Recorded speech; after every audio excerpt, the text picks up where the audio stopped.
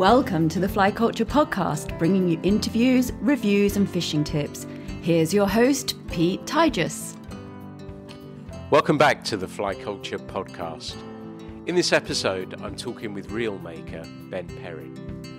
The story ends up being a whole lot more than just about making reels, but I get a look inside his design process and what goes into making his beautiful reels. I hope you'll enjoy this episode. Ben, it's great to have you along on the Fly Culture Podcast. How are you doing today? Yeah, hi Pete. All good, thank you. All good. Yeah, very good. Fantastic to hear. I'm really looking forward to hearing about your reels and your fishing story too. But for listeners, can you give us an idea of where you're actually based?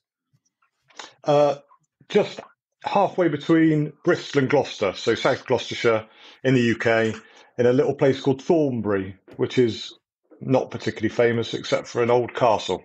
So yeah, that's roughly where I am. So in a tiny little garage in my garden.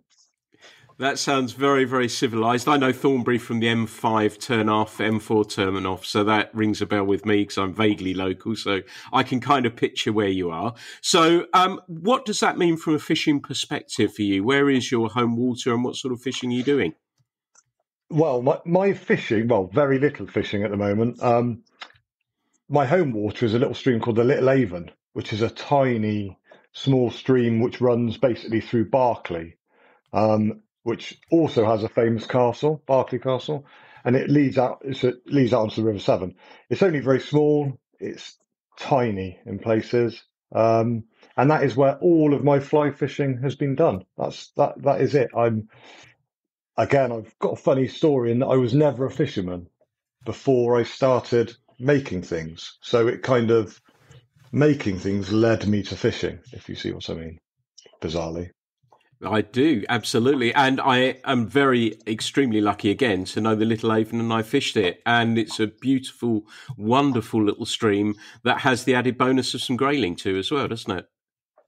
Yes, it does. It does. And sea trout further down, apparently, allegedly. Not that I've ever seen one. But yes, it is a lovely stream, very well looked after. There's a couple of syndicates that obviously care for it very well. And then there's a free stretch sort of close to the bottom. And I think because it's not very well known, it's not that well fished. And therefore, it's kind of a bit more natural than, these overfished sort of places. It's a very small, very tight, quite overgrown in places. And yeah, lovely little stream. Lovely little stream. And they're the sort of places I love to sort of try and search out as well. They're not so famous, yet offer great fishing nonetheless.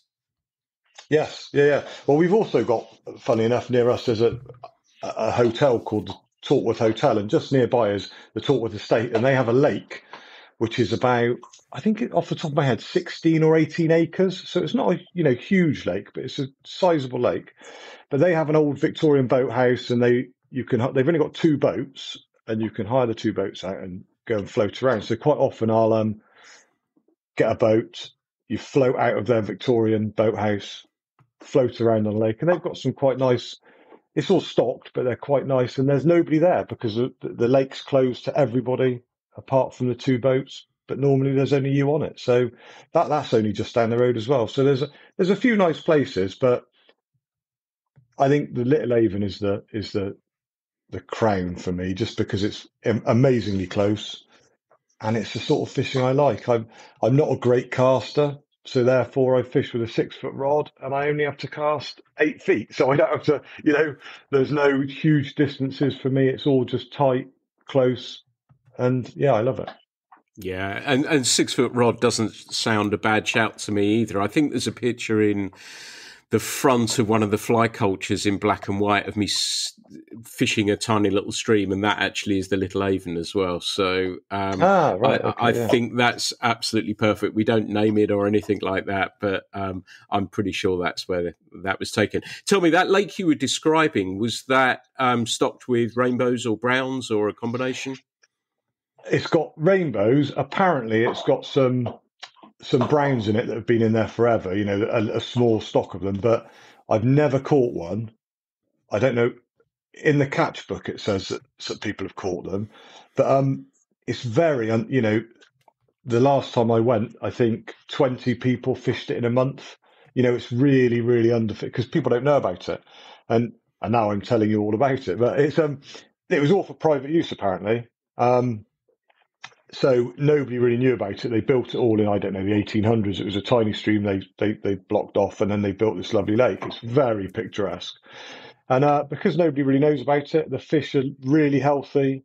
It's just a nice place to be. You sometimes see all kinds of birds around, foxes, all kinds of things going on there because it's open for walkers once a month. And that's it. It's completely sealed off. So it is a lovely place. Tortworth Estate. Give them a plug. Your secret's safe. Nobody's listening, so you're absolutely fine. So we're getting a sense of you.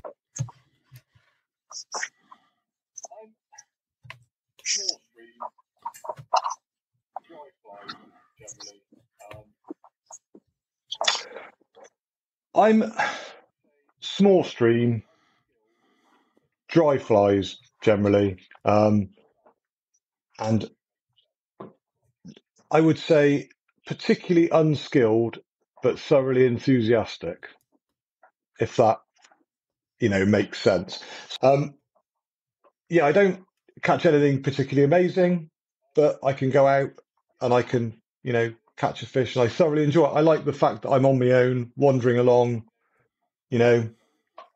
just peace, isn't it? Which I think everybody that fishes wants, no matter what type of fishing they're doing. I think that's the thing, isn't it? You get to just be alone, not even with your thoughts, because you're thinking about the fishing. So you're almost away from the world, aren't you? Which is what I like more than it's probably bizarrely, I like it more than the act of fishing, if you see what I mean. If that makes sense. We often talk on here about when you're fishing with a friend and when you're fishing alone. As you have just said, fishing takes a different meaning when it's with somebody else, doesn't it? And you're not fishing quite as intensely. In my case, I always feel I don't fish quite as well because you're sort of half in conversation, half fishing, everything else. Do you find similar? Yeah, I would say that if I'm fishing with somebody else, I'm normally laughing. So the fishing is almost, like I said, I'm not the greatest caster on earth anyway. So therefore, when you've got somebody else stood next to you and you're laughing and whatever, the fishing does take a second, like a back seat, if you like, because you're generally just laughing and having a giggle, which is, I suppose, also what it's all about, in that aspect. Yeah, absolutely. And so when it comes to a fishing day, does that mean you'll have a little bit of lunch, or do you like to, when you pack a fishing day in, you like to fish hard and fish all the way through? How do you like to structure it? Are you sort of like to sit down and have a pasty or a sandwich or something? No, I'm probably go out for a few hours, probably 3 hours, because of things like the dog, things like I also have a lot of things I like, other things. I like to be in the workshop for a start. So therefore, I'll go out maybe 3 hours, quite intense, don't really stop. And then that's it, done. I've got my little fix in that respect, my little bit of me time, and then back to reality, back to the dog, back to the kids, back to, that sort of thing. So I'm a very short and sweet, chunks like that. Definitely. And because it's so close, 10 minutes drive, there is no, I could go there this afternoon and then think, oh, actually, I'm going to try that tomorrow, and then go tomorrow morning. I don't even have to plan as such. I can just spur of the moment, just go out, which I like. Yeah, that sounds really civilized. Now, we're going to move on to the reels shortly, but as an aside and you've talked about the workshop and everything and said we'll come on to that, but do you have, away from fishing, would you say that's your primary hobby, or do you have other hobbies and things that you're interested in? I would say my main hobby is making fishing reels. That is my hobby, effectively. I kind of a little bit obsessive about it, and Rudy and the dog, pretty much what I do. I like socializing, as everybody does. I like those sort of things, but the main hobby is 100% making things. That's it. I'm a little bit obsessive about it. And is that your background, Ben? Is that where you have? Do you build stuff for work, or how has this come about? Well, this is where the story gets quite long. So I'm actually technically a police officer. So it all started many moons ago when my dad's always been an engineer. So we've had a lathe and a milling machine in the house for as long as I can remember, a long, long time. And my granddad also makes model steam engines. So it's always been that sort of thing.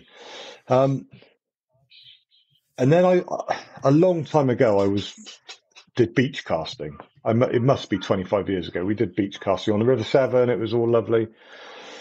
And I don't know how it started, but I decided that I wanted to make a fly fishing reel,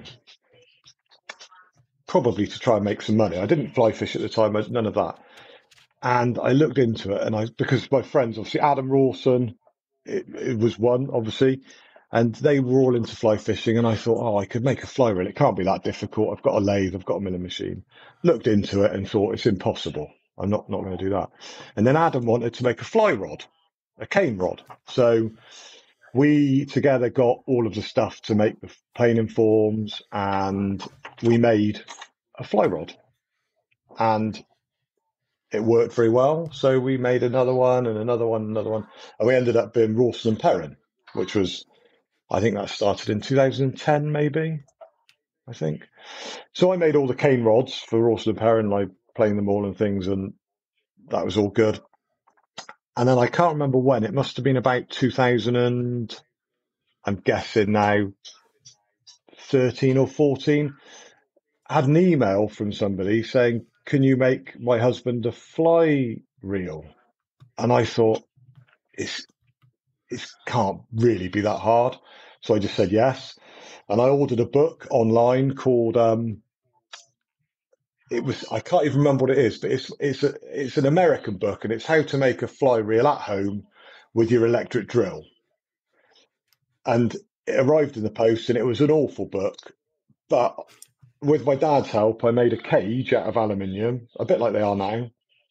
And then the spool was made out of 2 plates of thin brass. And it was a nice reel, for the first attempt, and it sold, and that was that. And I made a few more, and that was sort of the beginnings of it, of how the reels started. And the rods were still the main thing, but then Rawson and Perrin split up in, I guess, 2018, I think. And I stopped making anything at all then. I stopped making anything. And then in 2019, I had a heart attack in work, or a cardiac arrest, whatever you want to call it. So I was pretty much dead at work. And this is another story, but yeah, so I had CPR for an hour, and I was rushed to hospital, and they said I was going to die and all these sorts of things. And then I had another cardiac arrest because of a huge amount of blood loss. So I think I lost 2.5 litres of blood. Half my blood came out of a hemorrhage in my lungs. So I had another cardiac arrest, and I had another half an hour of CPR in theatre. And the only reason I survived, really, there's numerous things, but one was my colleague who gave me CPR initially. And the other one was, well, there's loads of little things, but one was the doctor in theatre who kept giving me CPR and kept it all going, was a friend of mine from Thornbury. So he was like, no, we're going to keep it going a bit longer. And so I'm kind of thankful for that. But they said I was going to die. They said I was going to be brain damaged and all that. And I left hospital 4 weeks later, when they said I was going to be there for months and months and months if I survived. So I left work 4 or 5 weeks later. Went back to work after 8 months on full duties and all that. And then I'm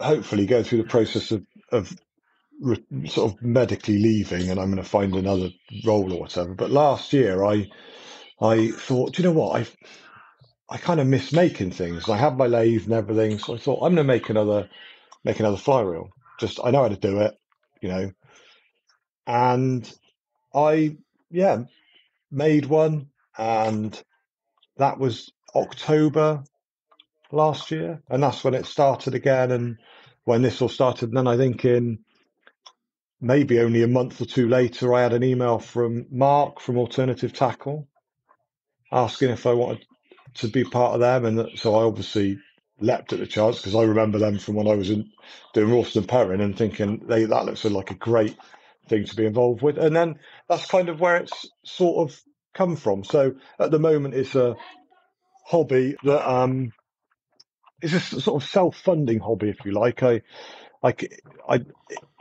It pays for itself. It doesn't pay for its time, for example. I think each reel takes so long to make that it's a hobby which I really love, and ideally will be a business at some point. That's the ultimate aim. Great. And the most important question is, how are you doing now? Oh yeah, I'm all right. They think I've got all, there's obviously problems with like the lack of oxygen to my head and things. So my short-term memory is awful. My long-term memory is pretty good. Same as it always was, but my short-term memory is pretty rubbish. So I, forget words and forget names if I haven't spoke. If I just suddenly meet somebody, then I won't remember their name and things. But yeah, health-wise, I'm pretty good. Yeah, pretty perfect. But yeah, it's just I guess things like this happen to some people, don't they? So it's quite a long story, but I'm a very lucky chap, and yeah, it's given me the opportunity to do what I like or do what I love, really, which is make things. And to me, it's a really interesting route into it, because my questioning, I was kind of thinking and wondering if you felt, having built that one off and then a few more reels, have you sort of identified, or did you feel there was some sort of a gap in the market for what you wanted to do? No, funny enough, I literally just thought I really like making them, and it's one of those things that if you kind of know how to do it, it's not that difficult. They're very time consuming, but the main secret is you need the right equipment. Not many people have a lathe and a milling machine in their garage, do they? That's quite, it's a lot of money to you couldn't start it as just a hobby, for example, as in unless you had those things, because otherwise you'd be spending tens of thousands of pounds on equipment just to make yourself a flywheel. So not many people do it. And I thought, when people say things are handmade, you get other manufacturers that say, handmade in Great Britain or whatever. I think they're not really handmade. They're hand put together, but the vast proportion of them are CNC made. The lathe spits it out and they might be hand finished and hand put together. But generally, I would suggest they're not actually handmade. Whereas mine are actually handmade on a lathe, no CNC involvement. And I thought there's a bit of a market. People might like it, and therefore I thought I'll give it a go. And then I liked making them. And another thing that happened was, funny enough, probably the greatest reel maker ever is a guy called W.H. Dingley, who worked for Hardy's, and he invented the Perfect and things like that. And I ordered a book called Tips and Tapers, it was called, which was a book about cane rod tapers from America. And I thought, I'll order that book. And they sent me the wrong book. They sent me a history of W.H. Dingley and all of his reels. And that was when I so the design of mine almost has a bit of a nod to his, the way his cages were made and the way his sort of design. It's a nod to him, all because somebody sent me the wrong book in the post, bizarrely.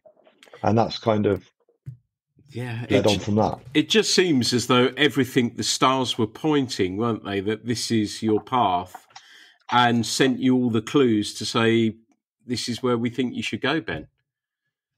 Yeah, I think, quite possibly, yeah. Because it was funny things like that book. When they sent me the book, I was like, I'll have to send it back. It was, 20 odd quid, which, 8 years ago, you think, 20, 25 quid or something for a book. I thought, I'll have to send it back. And as soon as I opened it, I thought, no, this book's staying. I'm going to keep this book because it is amazing. And it's probably my most thumbed book. It's looking a bit knackered now. but it's got all of his old reels. It's got old prototypes in it. It's got all kinds of things. So I'm very lucky that I got sent it, because I don't think it would have possibly gone the same way. I don't think I would have even heard of him if, I wouldn't have been so directed into the reels if that hadn't happened. Absolutely. So, absolutely. This is an amazing story already, and we're only 20 minutes in.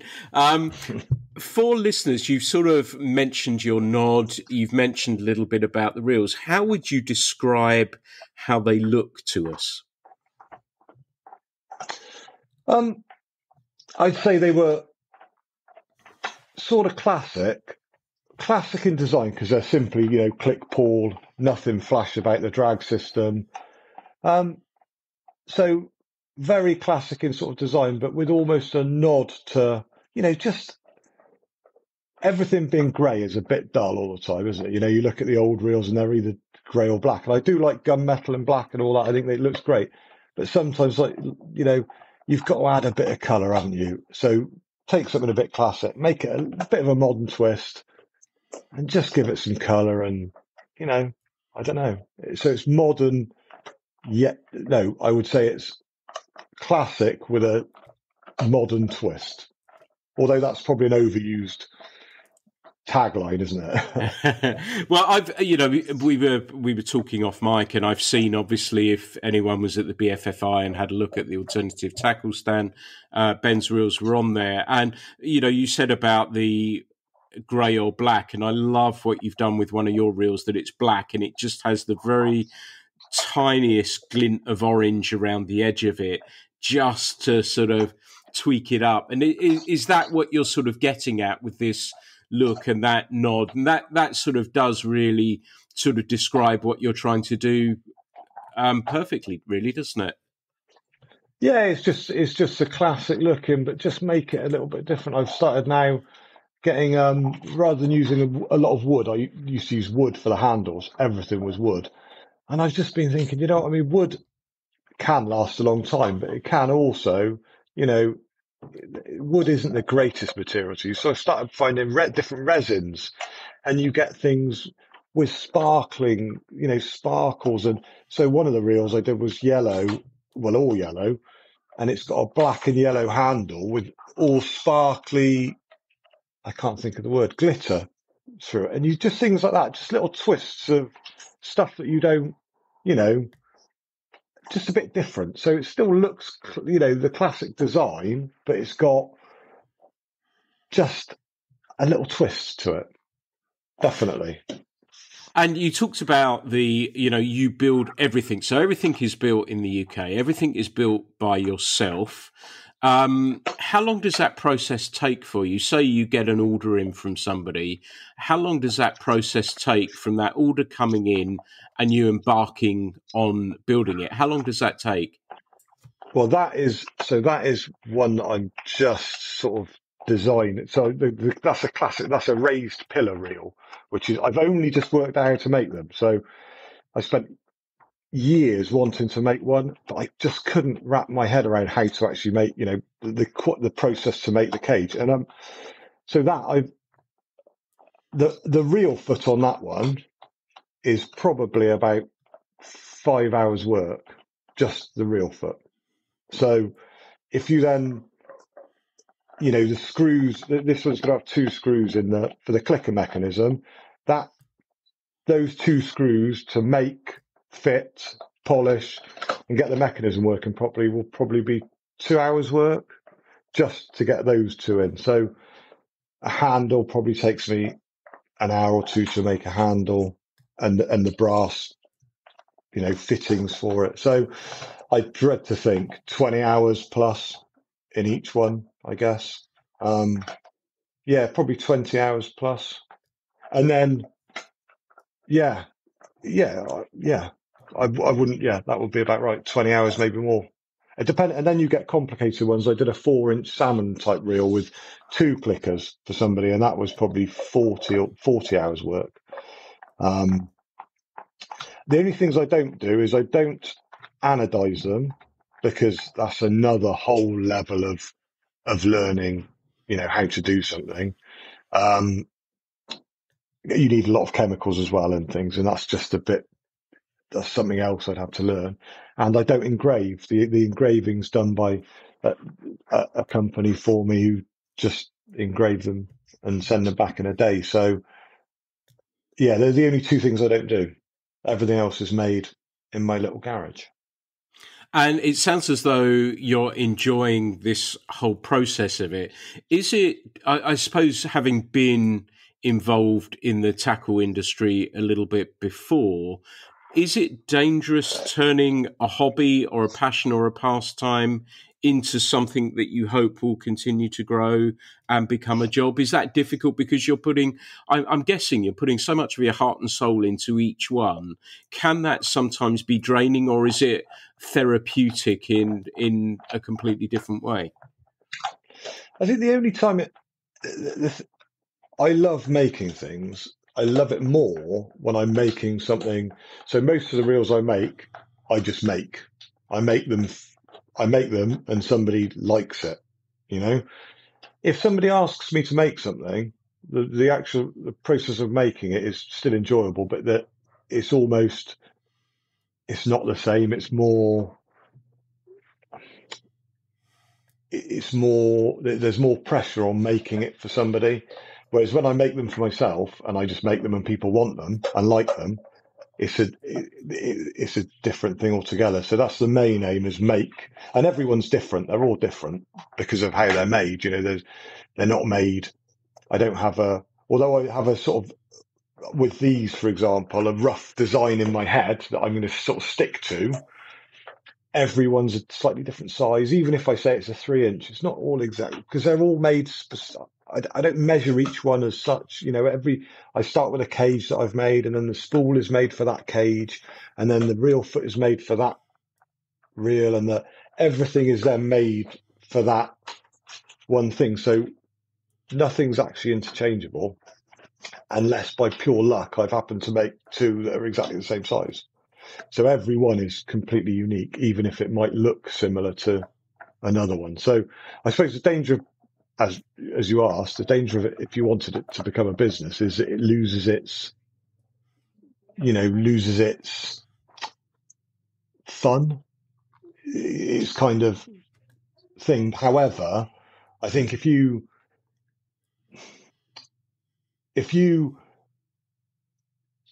I love doing it that much, then surely it's, I could do it all day long without a problem. So, I can't see an issue with it scaling at some point. It's whether people want them enough, almost, if you see what I mean. That's the key point, isn't it? I can make them all day long because I love making them. It's whether somebody actually wants to use it. Otherwise, I'm just going to end up with a garage full of fishing reels because I'll keep making them, And I guess for me, one of the very appealing things about this is that you're saying each one is unique. So you could say unique, bespoke, everyone's coming from your hands and it comes out as it comes out. And I'm guessing, the initial thing you think about with reels is spools, but for the reels that you're actually making, you're probably more likely to want to have another reel anyway. So the spool side of things isn't as important.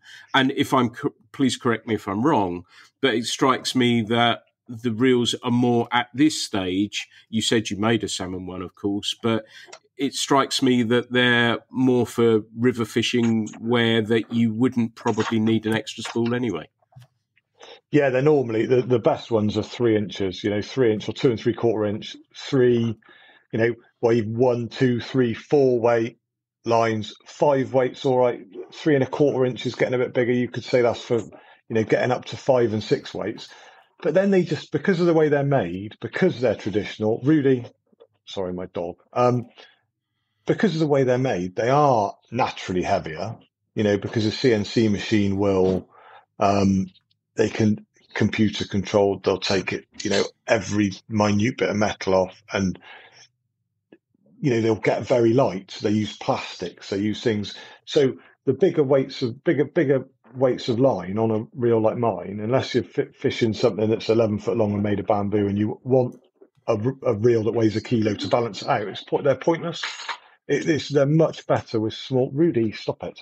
They're much better with small, cane rods, 6, 7 foot cane rods or glass rods, where there's perhaps a bit more weight, and the reel, although a 3-inch reel is probably 125 grams, so they're not massively heavy, but it's just better for balancing out a slightly heavier cane rod, and the smaller sizes, they just work a lot better, in my opinion. You don't need a drag, you don't, but if you've got a 3-weight line, you're never going to need a drag as such. You just need it to stop the line falling off the reel. So, and the rest you do with your hands. So it's very traditional. Small stream stuff. Second spools are pointless, for the way I make them, because I don't know, they're made for simply one sort of line, and you'd go out, spend an afternoon fishing one line and one rod, and that'd be it. Yeah, absolutely. So, and the coloration, we touched on the black with the very light orange around the edge of it. Coloration, is that something else you play with? Do the reels come in block different colours as well? Well, I'm colourblind, so so what I see is perhaps different to what other people see. But if I'm making, say, I send off 5 reels to the anodizers, I'll sometimes think, well, what am I going to, I'll look at and see what colours they'll do. And, they do, some colours look amazing. Like some of the greens look fantastic. Some of the yellow looks great. And I think, I'll send off a couple. I might do one. I just think, today I'm going to do yellow. I'll do a yellow spool and a black cage on that one, or a black cage and a yellow, the opposite way round on another one. And it's just purely what I think is going to look good. The reels with the flatter spools, like that one there with the flat face spools, I generally try and do in slightly more muted colours, like a black spool, but then, like you say, I might have an orange cage or whatever. But I'd go, the spool, I think, has a bit of traditional dark, I like a bit of a dark colour on a flat face spool. So there's a little bit of method there, but it is just whatever I feel like, whatever I think. And sometimes it works, sometimes it looks a bit, what's the word? Gaudy? Is gaudy the word? Or yeah, yep. I think it is, isn't it? Yeah. So, guesswork is how I do it. And we're getting a lovely sense of you as a person, and your heart and soul is obviously going into this, and you're not afraid to try things. And as you say, sometimes they don't work. But this process, it seems to me, is something that you're enjoying greatly.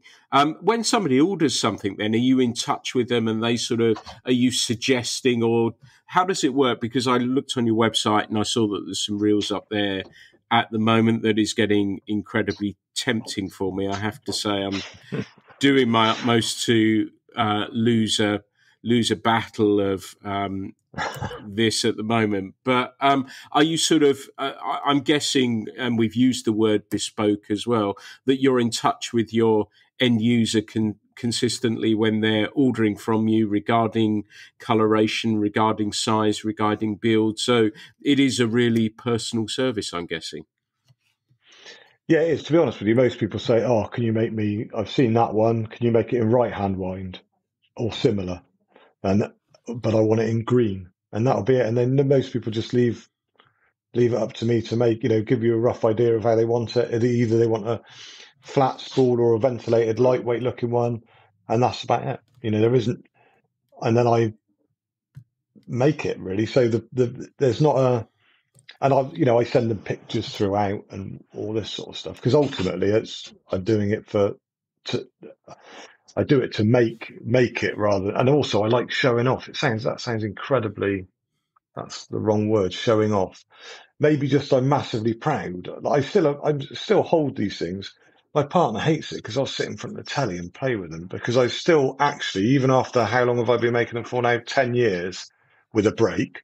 I still look at them and think, yeah, that was blocks of metal. I actually made that. So I send them photos, kind of like, because I'm proud of what I've done. It sounds weird. It sounds a bit, I guess, yeah, it's a bit, yeah, I just like doing something and then showing, oh, I've done this now. Do you like the spool? And also just to check that they like it. Um, but yeah, I'm kind of very proud of what starts as a lump of metal. I sometimes astound myself that I can actually make them, which again might not give anybody any faith in me whatsoever, but it's quite, I do actually think, oh my God, that is amazing, and I think that's where the buzz is, that I still get that out of everything I make. I still get that looks amazing, and they are getting better and better and better. They're just by small amounts. They're just getting more refined, more. Everything's just becoming a bit sort of more together as I go on, because it's again just a natural process of learning, and yeah, I'm just really proud of them. So somebody will say, so back to your question again, I'm waffling, but somebody will say, can I have one of those? And I'll be like, yeah, no problem. And then I'll say, do you want it this way or do you want it that way? And then quite often I'll forget and say, oh God, are you left hand or right hand wind? Because that's the most important thing. And then I just build it from there, as long as the size is right, and it fits the line they want. And generally they're all pretty happy with them, I think. And you said about these little incremental improvements. Do you think that's just your confidence as a manufacturer coming through, that you're doing this more and more and more, and each one is coming through, that you're saying, yeah, this is my product. I'm really happy with my products, and I'm really happy with the way that it looks. Is that a result of that? That's how that happens, and that confidence grows as the more that you're actually building. Yeah, I think like I said, I'd never started in engineering. I wasn't an engineer. I just had these experiences of my dad making stuff. So I knew how to use a lathe anyway. I think it's learning. I think with a something mass produced, a factory makes something, it's mass produced. They make it. Then it stays like that until somebody thinks actually that could work a bit better, and they tweak it. But that might be a year later or 2 years later. With me, I can make one, and then I think, do you know what? I reckon I could do that a tiny bit better. And the next one I make will then it might only be the way that I machine something. I machine it that way, and I think, actually, if I just do it that way, so the next one will automatically have the improvement. Rudy, stop it. The slight improvement, because it's me, it's me turning the handles on the lathe, so I can think, oh, actually, and I think that's why it develops. So, although it's only a tiny thing, it might be just I turn the speed of the lathe up slightly, or I turn, I decide to do something very slightly differently, and that can happen every reel I make. There'll be a slight difference to every one, and it's become more efficient. It's far more efficient in the way I do things. So it takes a lot less time than it used to take.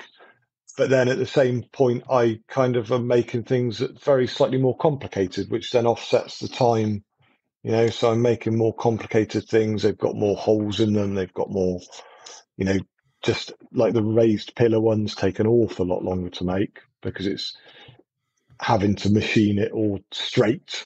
It's 2 pieces of metal, but it's all got to be right. So I'm improving, but I think I can improve a lot quicker than a company could improve, just because it's me, if that makes any sense at all.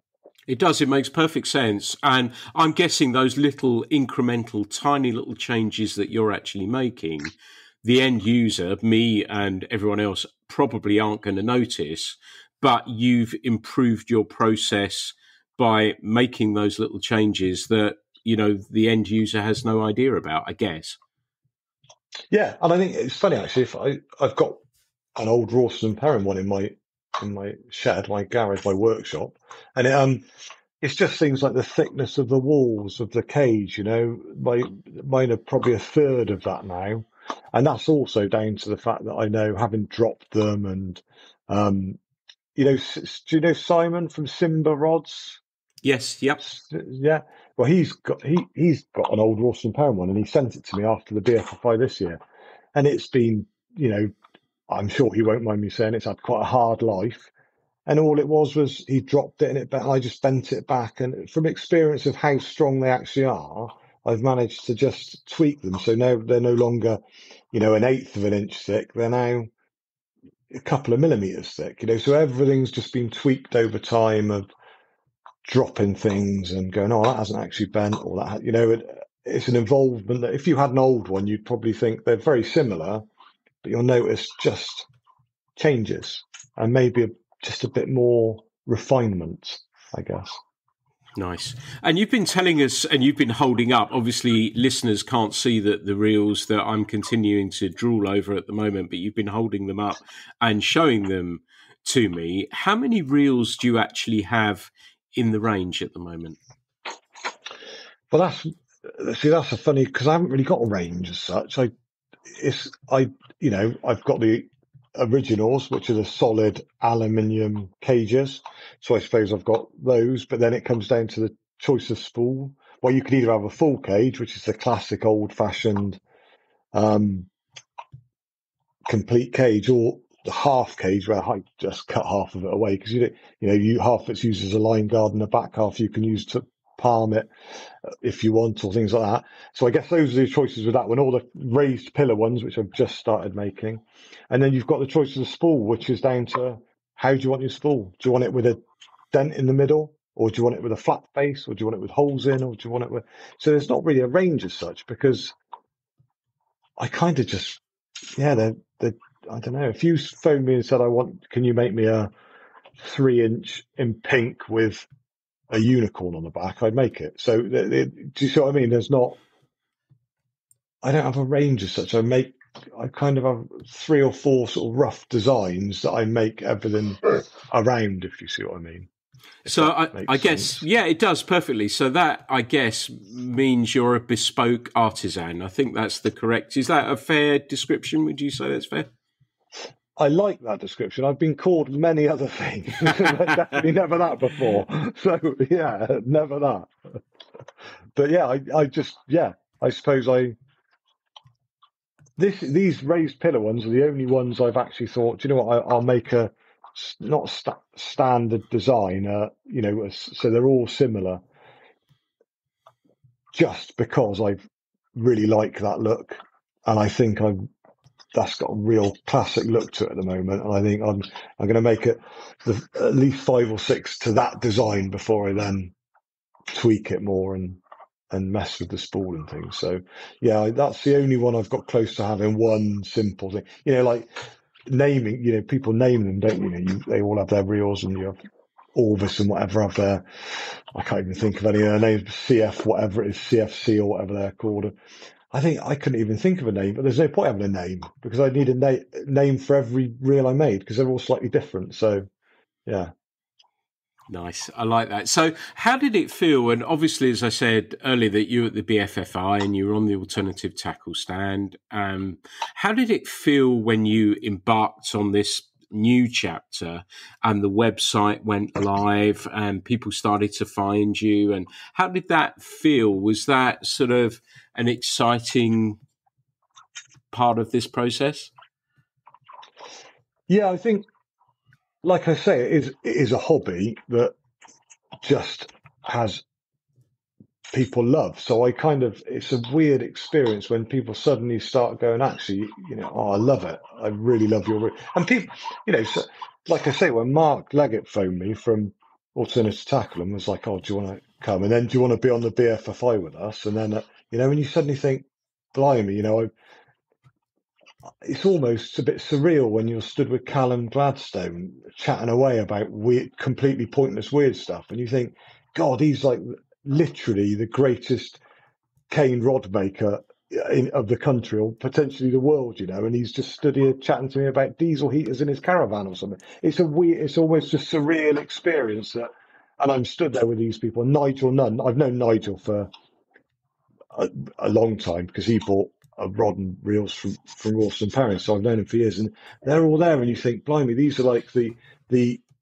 best at what they do, and then I'm stood there going like, oh, I've knocked that up in my shed. It's a bit surreal, and I think yeah, it's a surreal experience when you're with these people like Nico. Nico stood next to us, and you just think I'm so grateful to be involved with that group of people, and yeah, I love it. I literally, it's all a bit surreal, really, a bit I think surreal. I think your modesty is wonderful, and if once people have looked at the reels, they'll say, "Yeah, I think this guy knows what he's doing." So the plan let's have a 2-year view. Where would you like to be in 2 years? Would you like to be building full time? Yeah, I think that would be my aim. 2 years would be full time. I think I'd like to do more. I'd ideally like to. I've got a few things sort of planned. I'd like to maybe work with other people, like work with Nico. Maybe do a couple of reels for him, that sort of thing. I'd like to work with people, and so that a rod maker will make a rod, and then we could, that's the way to go. I think is have a more, especially with the alternative tackle thing. It could be it's the opportunities for having people working together is far greater. So rather than just being on my own and somebody saying, "Oh, that is," you can design something together, can't you? And I think that's ideally the way I'd like to go. Work full time for a living, with a lot of collaboration to make it a bit more, well, ultimately interesting. I think is the way. That's my plan.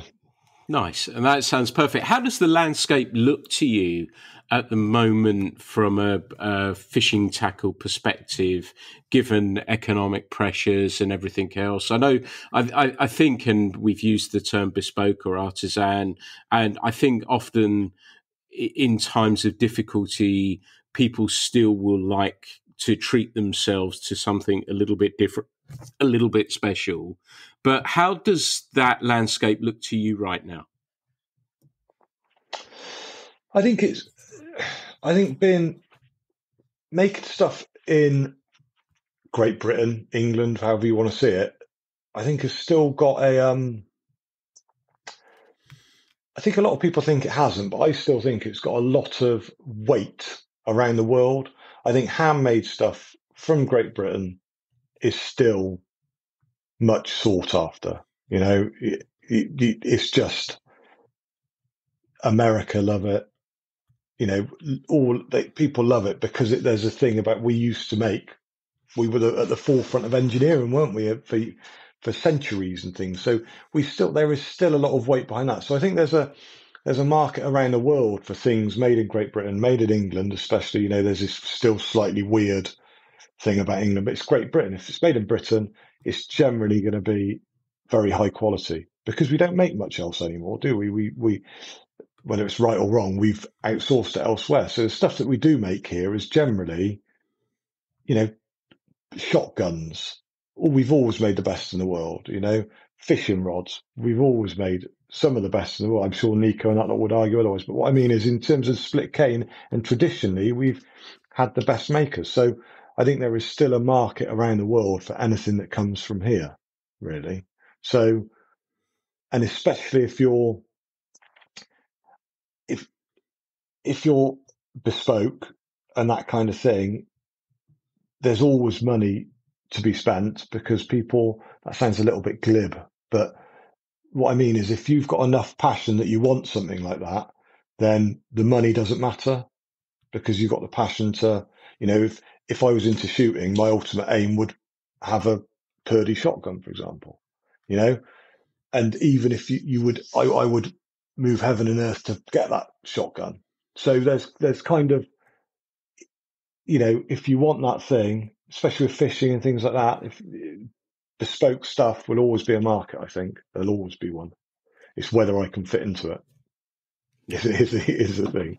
Well, having seen the reels and handled them and seen them again on the website when I was researching for this, that they are really, really cool. You strike me as somebody who will go into your workshop and go and knock out a reel. Does that mean that there is stuff available on the website from time to time as a result of that? Yeah, I always have sort of probably 3, 4, or 5 on the website, just so that I've, I'll make them, pop them on there, and so there's always some available. And so even if I haven't got to make any, I carry on making them anyway. So I just, there's always some being made, because that's what I like to do with my time, sort of thing. So yeah, there's always some on the go and always some on the website. That's cool to hear.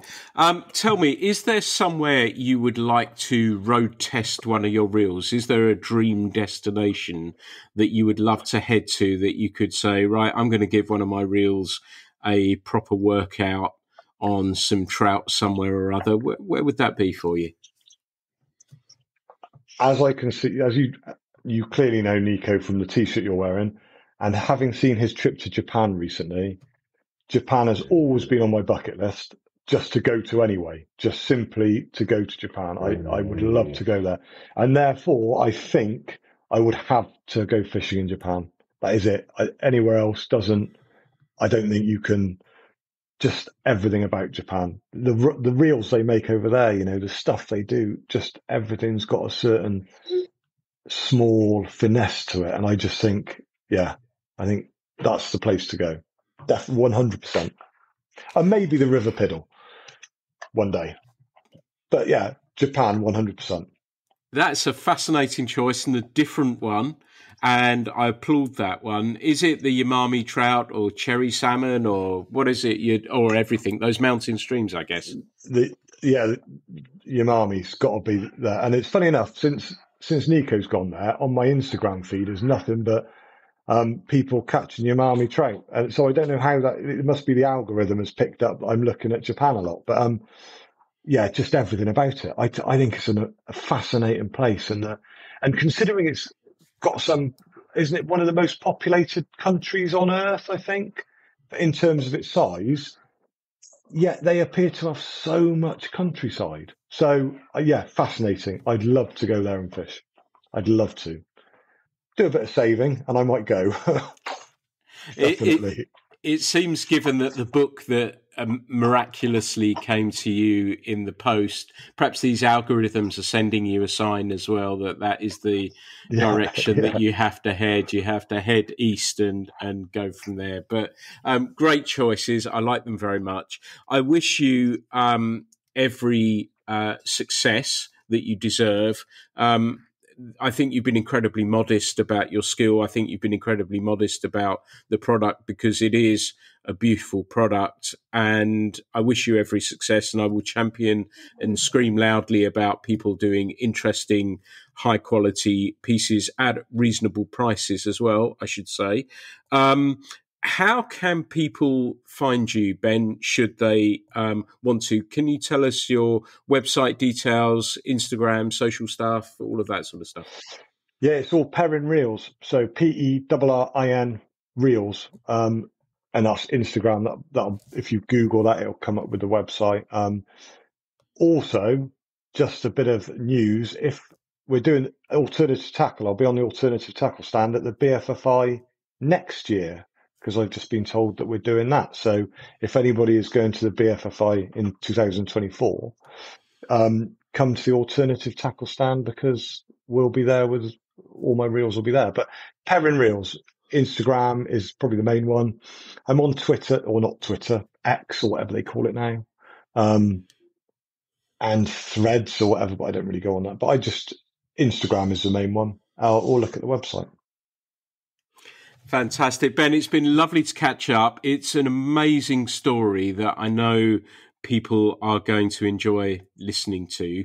I'd like to wish you well with your health, and I'd like to wish you well with the success of Perrin Reels that it so richly deserves. So thank you so much for being a guest on the Fly Culture podcast today. Thank you very much. Thank you for having me.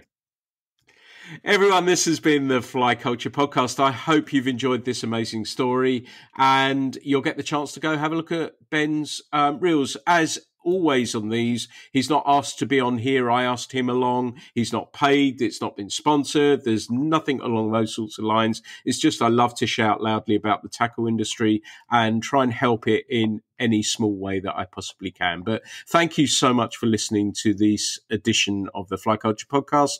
There'll be some more coming very, very soon. The Fly Culture Podcast is brought to you in association with Fly Culture, a quarterly print magazine. For more information, please visit flyculturemag.com. You can also find Fly Culture on Instagram, Facebook and Twitter.